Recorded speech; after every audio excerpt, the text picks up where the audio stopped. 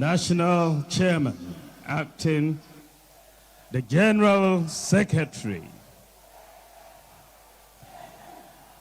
our former President J. Kufuor, former President Nana Addo Dankwa Akufo-Addo, who I'm sure are watching us, the former Chief of Staff, the former Second Lady, my beautiful Samira, members of Parliament, former ministers and former members of Parliament, former MMDCs, our national executives, external members of external branches, regional executives, constituency executives, electoral area coordinators, polling station executives, and representatives of other political parties, fellow Kukurudites. Kukurudu! It is with mixed feelings that I welcome you all to this National Delegates Conference. It is a joy to see the representation of our party from across the country converge once again for conference.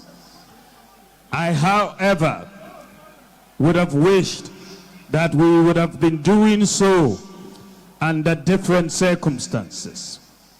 Yet, still, I am filled with hope that as we reflect and reorganize, we will soon be given the opportunity once again by our countrymen and women to serve and assist in rebuilding and transforming our nation. Kukurudites, the task ahead of us is one that we have to conduct with diligence and measure. In times like this, we should be focused on strengthening our bonds of unity and reinvesting in the ties that bind us. Our foundation and our strength has always been in building a united party.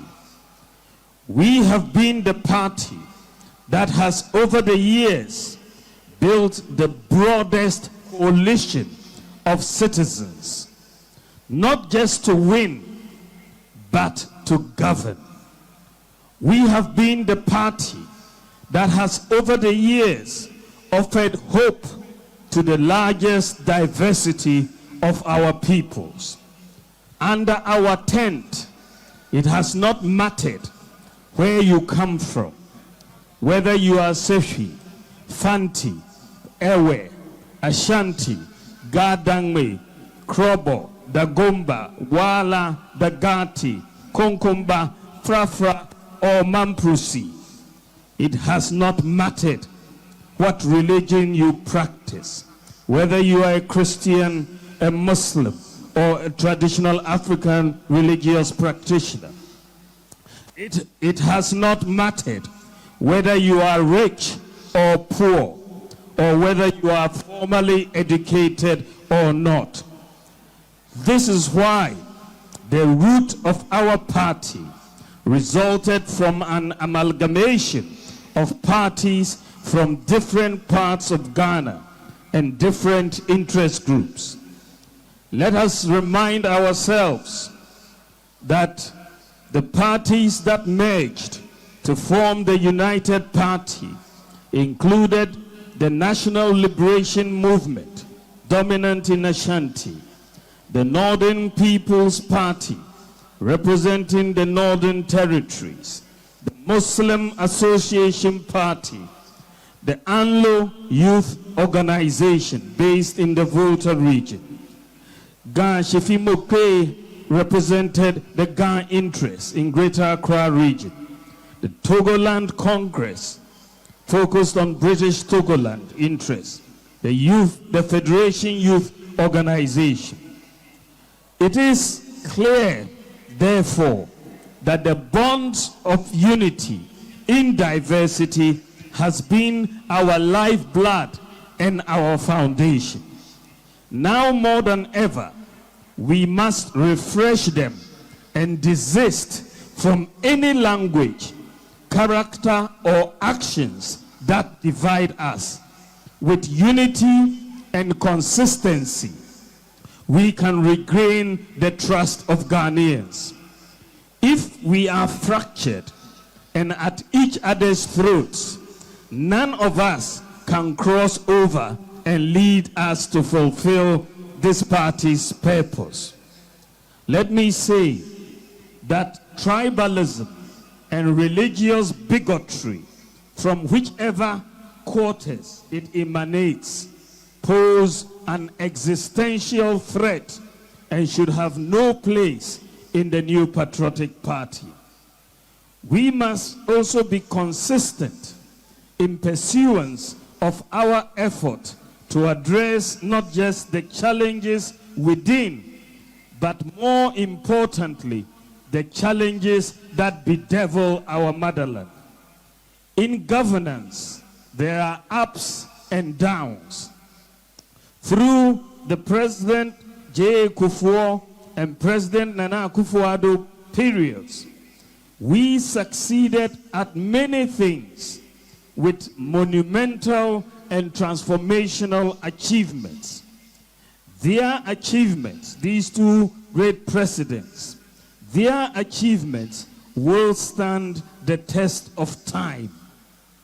We have also learned useful lessons in how to improve some things in the future. We must remain resolute and consistent in doing the right things again and in applying the lessons the next time. We must ensure that Ghanaians genuinely see the lessons we have learned and are willing to apply the next time round. We shouldn't be shy about them. It is then that our fellow countrymen and women will give us another opportunity to serve.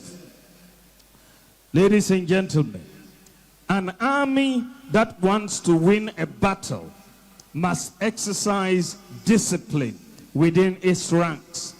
Too often, when we are yet to choose leaders, indiscipline, unacceptable language, and unpardonable behavior become the order of the day. In the end, when internal competitions are over, the attacks we would have launched on ourselves become fodder and ammunition which our opponents use to attack us. We experienced it in the 2024 campaign, and we should not let it happen again a second time.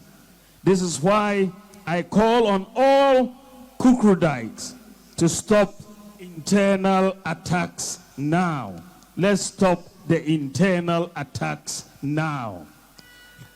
Let us rather focus on the attempt by the NDC to undermine our democracy and rule of law in trying to remove the Chief Justice. Let us focus on their clear intention to go after the Electoral Commissioner subsequently. Let us focus on the violence and thuggery their hoodlums carried out in the recent Ablekuma election, in full view of the police and cameras. I again call on His Excellency the President to bring the perpetrators to book and to remind them that the elephant never forgets. No matter how long it takes, we will prosecute the perpetrators when we assume office in 2029, inshallah. To the leadership of the party, I ask that you be firm and crack the whip so that discipline is maintained within our ranks. It is with discipline, humility, lessons learned, and the pursuit of a common good for Ghana, that we can become the refreshed party we desire. Finally, in all our decisions today and in all our actions towards the reform process, let us be guided by the rule of what is in the best interest of Ghana.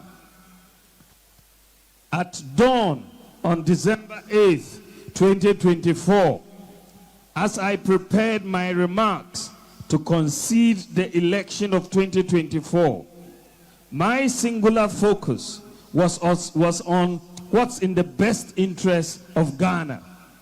I am fortified in my heart that as politicians, we should always be guided by what's in the best interest of Ghana at all times.